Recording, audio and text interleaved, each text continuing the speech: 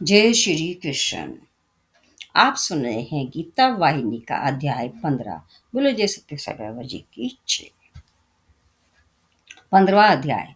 कर्म मेरा स्वभाव है, मैं कर्म के रूप में व्यक्त होता हूँ। किशन का ऐसा कथन सुनकर अर्जुन की व्याकुलता बढ़ गई। भगवान ने तब इसे स्पष्ट किया और कहा, सब कर्म दिव्य है और उनके ही सार रूप है। तुम्हारे लिए उतना ही जानना काफी है कि ब्रह्म आत्मा और कर्म यह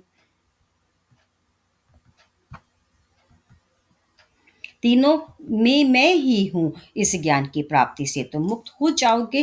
अन्य किसी भी बात की चिंता ना करो। ऐसा कहकर कृष्ण ने वही बात समाप्त कर दी।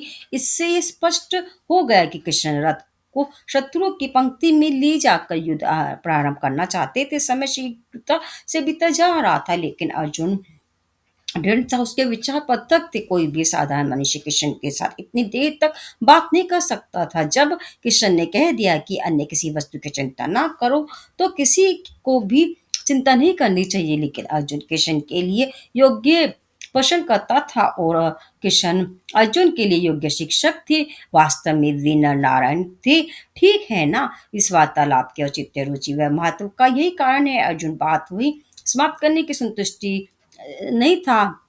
उसने कृष्ण के आश्वासन को स्वीकार नहीं किया और उनसे प्रार्थना की कि भगवान, तीन अन्य विषयों के बारे में भी बताकर मुझे इस संधि के जाल से छुड़ाइए। मेरे आपसे विनती है कि इस अंधकार को मिटाने कर अपनी वास्तविकता को मुझे प्रत्यक्ष दिखाइए। अर्जुन ने आग्रह किया। यह सुनकर कृष्ण कुछ द्रवित हुए। उन्होंने अर्जुन की पीठ थपथपाई और उत्तर दिया, दुखी मत हो, मैं तुम्हें सब बताऊंगा। अधिभूत जिसका मैंने उल्लेख किया है वह कोई इतनी भयंकर उलझन नहीं है। इसे सभी समझ सकते हैं। जो सब क्षय होकर नष्ट होता है, इसे सभी समझ सकते हैं। जो जिसका रूप व नाम है वह सब अधिभूत है। दूसरे शब्दों में अधिभूत अपर प्रकृति है इस जगत की, तथा अन्य सभी लोगों की जितनी साकार वस्तुएं हैं सब अधिभूत हैं। इतना ही नहीं, वह मुझे से भिन्न नहीं है। अर्थपूर्ण दृष्टि अर्जुन पर डालकर वे ही रुक गए और इस विषय को आगे नहीं समझाया। परमात्मा की लीला वह स्वयं ही जानते हैं। अन्य कोई भी इस लीला का अर्थ और आश्चर्य नहीं समझ सकता और इन्हें समझने का प्रयत्न करना भी व्यर्थ है। मैं मुझसे भिन्न नहीं है। यह सुनकर अर्जुन आश्चर्य से स्तब्ध हो गया। संदेह से उसका मस्तक भारी होने लगा। उसकी बुद्धि जड़ हो गई, विश्वास डगमगा गया और संदेह तीव्रता से पड़ने लगा। उसे इस प्रकार दुख क्यों हुआ, उसकी यह इस मानसिक व्याकुलता का कारण क्या था, यह प्रकट करने के बाद कि मैं सच्चित आनंद हूँ, सत्य नित्य सत्ता है, मृत्युशय यह नाश का मुझ पर प्रभाव नहीं पड़ता। कृष्ण ने एक विचित्र बात भी स्वीकार की। वह स्वयं शरणभंगुर, परिवर्तनशील व नाशवान भी है। अर्जुन के मस्तिष्क में होने वाली व्याकुलता का यही कारण था। ऐसे परस्पर विरोधी कथन सुनकर कोई भी संदेह में पड़ जाएगा। अर्जुन की दशा देखकर कृष्ण हंसने लगे। वे और अधिक देर नहीं करना चाहते थे, फिर भी समय के अभाव और अर्जुन की संकट अवस्था के मूल कारण को ध्यान में रखते हुए वे उसका संदेह दूर करने को तुरंत तैयार हो गए। अर्जुन, तुम इतने व्याकुल क्यों हो रहे हो? मैं शंभुर भी हूँ। यह क्या? यह सुनकर घबरा गए। साधारण मनुष्य यह सुनकर अवश्य व्याकुल हो जाएंगे। ऐसी बात को वे स्वीकार भी नहीं करेंगे, क्योंकि दोनों परस्पर विरोधी कथन है। लेकिन क्षणिक परिवर्तनशील व नश्वर देह मुझसे संबंध रखती है। मैं ही वह आधार हूँ जिसमें से वह प्रकट होती है। मेरे बिना देह का कोई अस्तित्व ही नहीं है। इसके आदि कारण पर फिर से विचार करने पर तुम स्पष्ट समझ जाओगे। शरीर के मूल कारण की कथा को सुनो, जिससे तुम्हें इसका रहस्य ज्ञात हो जाएगा। सुनो, शरीर अपनी उत्पत्ति के लिए प्रथम तो उस अन्न का आभारी है जिसे उसके माता पिता खाते हैं। ठीक है, वह अन्न कहाँ से आया? पृथ्वी तत्व से।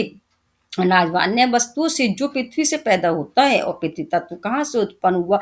जल तत्व है। पुनः विचार करने से मालूम होगा कि जल तत्व अग्नि तत्व से पुनः विचार करने से मालूम होगा कि जल तत्व अग्नि तत्व से पैदा हुआ है।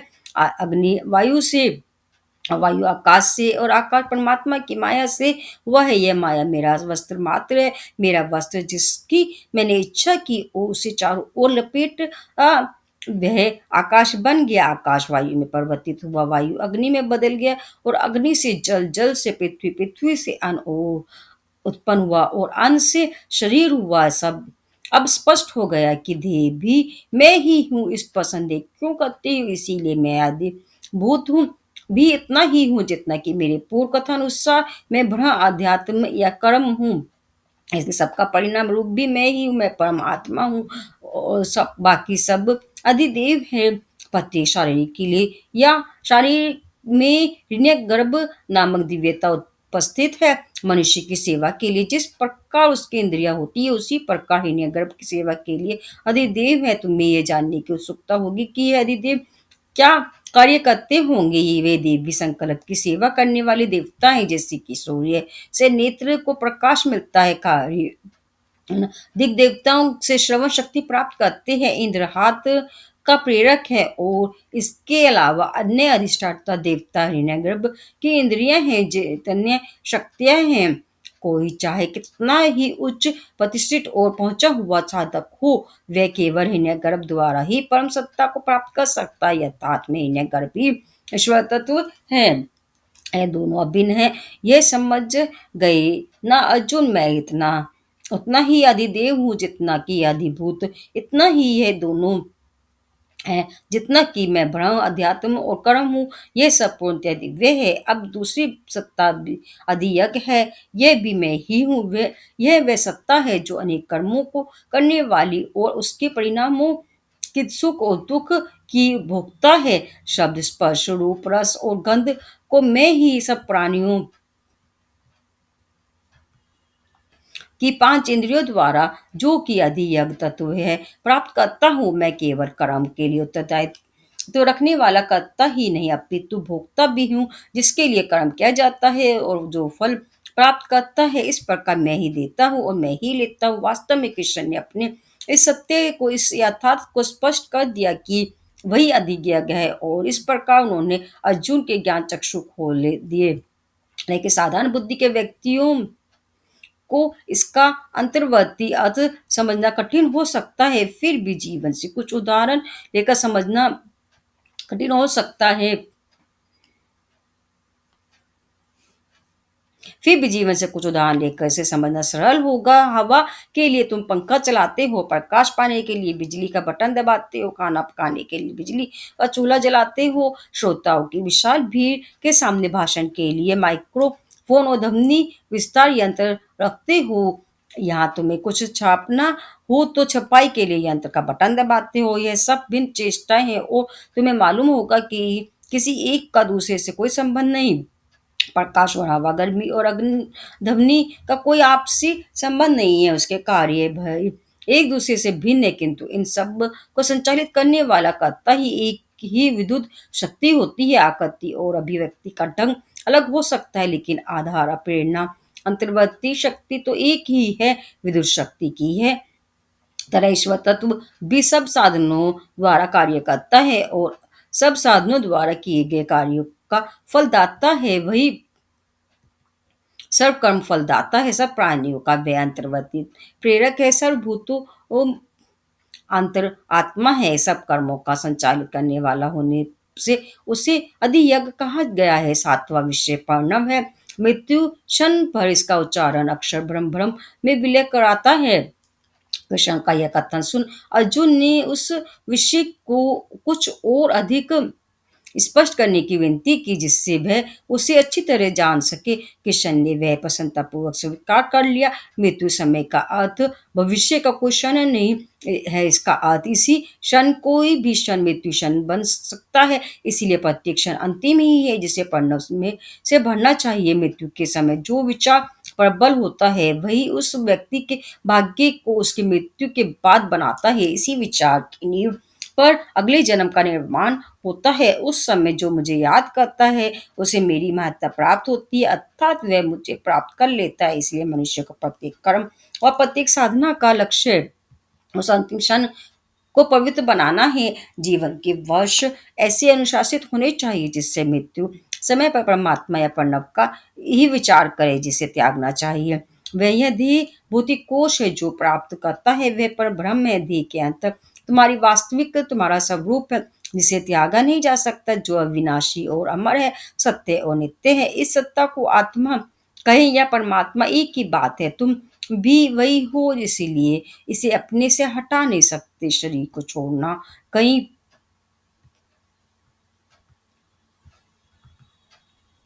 वर्षों से पहले वाले मकान को छोड़ने जैसा है और जन्म लेने ला नए मकान में प्रवेश करना है। ये दोनों शारीरिक चेष्टाएं हैं जिससे आत्मा प्रभावित नहीं होती। अर्जुन, आत्मा ना तो अंदर आती है ना ही बाहर जाती है। देह तब मिथ्या में जो फंसे हैं उनका आत्म साक्षात्कार नहीं होता। देह तब का क्षय और मृत्यु संभव है। पूर्व और शिक्षाई विषयों से भी अधिक प्रणव जो कि मुक्तिदायक शक्तिशाली मंत्र है, स्पष्ट समझ लेना चाहिए। जीवन के वर्ष अंत की प्राप्ति के उपयोग में लाने चाहिए कि जब शरीर को छोड़ा जा रहा हो, मन प्रणव पर दृढ़ जम ना हो। जिस पर का खाए हुए अन्न की गंध तुम्हारे शरीर डकार में रहती है, उसी पर का तुम्हारा अंतिम विचार जीवन भर वश पोषे गए विचारों का सत्व है। जैसे तुम्हारी साधना होगी वैसे ही तुम्हारी सदगति होगी। से छुटकारा हो रहा हो, उस समय मन को सतत पवित्र विचारों पर ढेर रखने की आवश्यकता ही सावधानी रहे, अर्थात तुम्हारे जीवन का प्रत्येक क्षण पवित्र विचारों में लगा रहे। ये तब अर्जुन ने पूछा कि हे भगवान, मृत्यु समय पवित्र विचार आने के लिए व्यक्ति को क्या इसी क्षण अभी से ही प्रयत्न करना चाहिए? ऐसे विचार उसी समय नहीं लाए जा सकते। भगवान ने उसके संदेह को समझ कर उत्तर क्या लगता है तुम्हारी बुद्धि बहुत अधिक मंद हो गई है, क्योंकि तुम इस क्षण से ही पवित्र विचारों में लीन रहने की आवश्यकता स्वीकार ने से हिचकिचा रहे हो। अर्जुन, मन को सतत अभ्यास द्वारा अभ्यस्त व अनुशासित करने को अभ्यास योग कहते हैं। अन्य विचारों को त्याग कर केवल परमात्मा पर ही एकाग्रता हो ध्यान कर सके, इस प्रकार मन को प्रशिक्षित करना चाहिए। परम पुरुष की प्राप्ति तुम्हें इसी प्रकार हो सकती है। तुम यदि नियमित रूप से मन को अनुशासित और प्रशिक्षित नहीं करोगे तो मृत्यु समय वह परम पुरुष का संबंध नहीं करेगा और ऐसा कर भी नहीं सकता। तब तुम मुझसे इसका कारण पूछोगे। ठीक है, अपना ही उदाहरण लो। निकट भविष्य में होने वाले युद्ध में इन आक्रमण और बचाव के शस्त्रों का उपयोग तुम कर सकते हो, क्योंकि तुमने वर्षों से इन्हें चलाने की कला का अभ्यास किया है ना।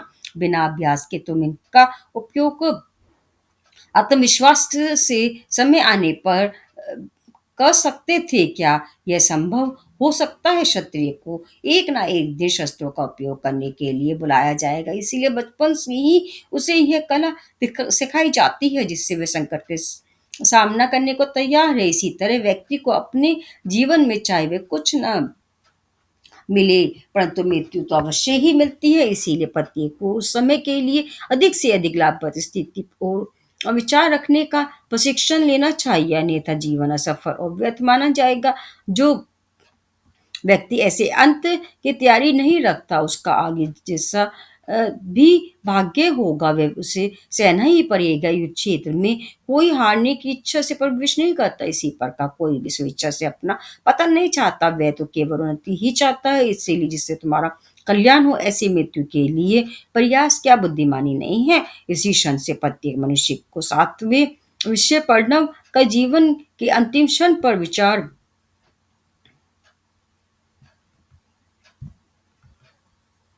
आने के लिए गंभीर प्रयत्न करना चाहिए। जो भी प्रणव का विचार करते हुए भी छोड़ता है उस वह मुझे प्राप्त करता है। कृष्ण ने सूचित किया, यह गीता का संपूर्ण सार है। जब मनुष्य के कर्मों का लक्ष्य उन्नति की चरम सीमा को ही प्राप्त करना है, ना इसी उत्कंठा से प्रेरित हो वह प्रार्थना जब वो ध्यान करता है, अर्चना और तपस्या में अपने को व्यक्त रखता है और इस विषय पर विश्वास रखते हैं, उन्हें अपने ये लक्ष्य को सदैव ध्यान में रखना चाहिए। कृष्ण ने कहा कि ओम या प्रणव मृत्यु क्षण पर संबंध करना ही चाहिए। इससे संबंधित कुछ विषयों को समझना आवश्यक है। बहुत से लोगों का तर्क है कि प्रणव जप के अधिकारी कुछ व्यक्ति ही होते हैं, सभी नहीं। यह मूल है भूल है। सत्य से अनभिज्ञ होने के कारण ही लोगों ने ऐसा गलत निष्कर्ष निकाला है, जिसका आधार मिथ्या धारण है। गीता ने में ऐसा उल्लेख नहीं आता कि वह किसी अमुक समुदाय के लिए ही है। कृष्ण के शब्द कोई भी बिना किसी विशिष्ट संबोधन के हैं,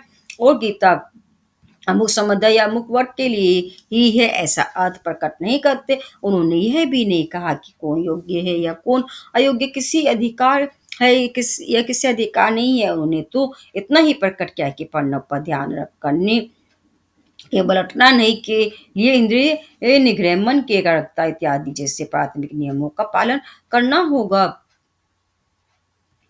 क्योंकि मन सब एक कल्पना से दूसरी पर उड़ रहा हो, तो उस समय केवल कंठ द्वारा उत्पन्न ध्वनि ओम ओम से कैसे लाभ मिल सकता है। मुक्ति पाने में केवल ध्वनि सहायक नहीं करेगी, इंद्रियों का नियंत्रण, विचारों की एकाग्रता रखनी होगी और भगवान की महिमा को समझना होगा। इसीलिए भगवान का उपदेश है कि जन्म से मृत्यु पर्यंत व्यक्ति को सत्य की खोज में लगे रहना चाहिए। इसके विपरीत यदि तुम साधना को अंतिम क्षण तक के लिए टालोगे तो ऐसे विधाती की तरह हो जाओगे जो कि परीक्षा पर कक्ष में प्रवेश करने के कुछ ही क्षण पूर्व प्रथम बार पाठ्यक्रम की पुस्तक के पन्ने पलटता है। विद्यार्थी यदि यह सोचे कि आगे पूरा एक वर्ष पढ़ा है और वह शिक्षक भाषण, सारांश व पुस्तकों द्वारा विषय सीखने की परवाह नहीं करता, तो उसके दिमाग में परीक्षा के दिन ही अपनी पुस्तक के पृष्ठ खोलने से विषय कैसे खुल घुस सकता है। इससे तो वह निराश हो जाएगा। उसको तो केवल आलस्य में प्रवीण घोषित किया जा सकता है। अपने आतिकी में बीज बोते ही उसी क्षण कोई भी बीज वृक्ष बनकर फल नहीं देने लगता। ऐसी अवस्था पाने के लिए उसे सावधानी पूर्वक दीर्घ काल तक पोसना होगा ना। इसी पर कई क्षण सफल पाने के लिए सावधानी पूर्वक यत्न करना चाहिए। कोई भी व्यक्ति सतर्कता और दृढ़ता व प्राथमिक नियमों का नियंत्रण पालन किए बिना फल प्राप्त नहीं कर सकता। इस बात पर का ध्यान साधक को सदैव रखना चाहिए। कैसा जन्म होना चाहिए कि आकांक्षा अवश्य ही रखनी चाहिए, क्योंकि जैसी मृत्यु होती है ये वैसा ही जन्म होता है। ये पहले मृत्यु होती है, बाद में जन्म होता है। लोगों का विश्वास है कि मनुष्य जन्म बनने के लिए ही होता है और वे मरते इसलिए हैं कि उनका फिर से जन्म हो। यह एक भूल है। तुम्हारा जन्म इसलिए होता है कि तुम्हारा पुनर्जन्म ना हो। तुम्हारी मृत्यु इसलिए होती है कि तुम्हारी फिर से मृत्यु ना हो। अर्थात मरने वाले को ऐसी मृत्यु प्राप्त करनी चाहिए उसे फिर से जन्म न लेना पड़े। एक बार मृत्यु होने पर दोबारा जन्म लेना नहीं होना चाहिए, जिससे कि पुनः मरना पड़े। यदि जन्म है तो मृत्यु अनिवार्य है। जन्म का त्याग करो और मृत्यु का भी त्याग करो। इसीलिए साधक को अच्छी जन्म की लालसा ना रखो, अच्छी मृत्यु की आकांक्षा रखना चाहिए। तुम्हारा जन्म संपन्न घराने या अच्छे कुल या शुभ व भाग्यशाली परिस्थितियों में हुआ हो, फिर भी आगे होने वाले कार्य अच्छी मृत्यु देने वाले नहीं हो सकते। इसीलिए अच्छी मृत्यु का लक्ष्य रखने से पुनः जन्म लेने का कष्ट और मृत्यु का होना टाला जा सकता है। मनुष्य जन्म की में प्रत्येक को अपने अंत का सदैव ध्यान रखना है। उस अंत को यथार्थ में शुभ बनाने के लिए अच्छे विचार और अच्छे कार्य करने का अभ्यास बढ़ाते रहना चाहिए। अच्छी मृत्यु पाना निश्चित रूप से भगवान का अनुग्रह पाने का चिन्ह है।